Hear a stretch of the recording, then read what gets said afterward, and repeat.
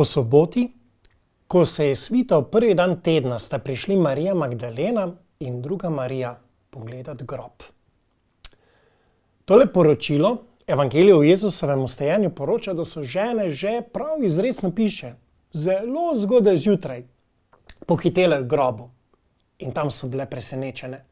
Kamen je bil odvaljen, grob prazen, Jezusa pa nikjer, ker je vstal od mrtvih.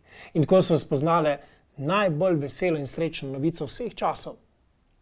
Ta zgodba me nehote spomni na moje počitnice, ki sem jih preživel pri svojem dedku in babici, ki sta bila kmečka človeka na kmetiji. In sam sem zjutraj rad seveda poležaval, še spal. Dedek pa se je vstal ponovadi ob prvem svitu, zgodaj zjutraj. In me zbudil ropot od zunaj. Takrat sem se vstal in ga šel pozdraviti. In moj dedek mi je ponavadi pripovedoval, kaj vse si že zamudil danes. Čudovit sončni vzhod je bil, pa ježek nas je zjutraj obiskal pri vhodu, pa novega telička imamo. Kukavico sem slišal zjutraj peti. Ko sem ga tako poslušal, se mi je velikokrat zdelo, žal mi je, da nisem že prej vstal, da bi vse to lepo doživel in videl. Ja, tako je tudi z veliko nočjo. Še vedno včasih rad spim, ampak ne na veliko noč.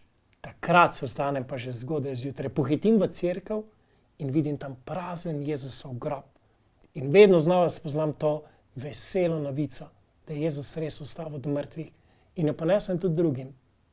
Naj bo tudi za tebe to izziv v to veliko noč. Ne prespi te čudovite novice. Zbudi se zgodaj zjutraj, pohiti v cerkev, da boš tam slišal peti veselo alelujo in boš tudi ti doživel veselje velike noči. Blagoslova, miru in dobrega ti želim.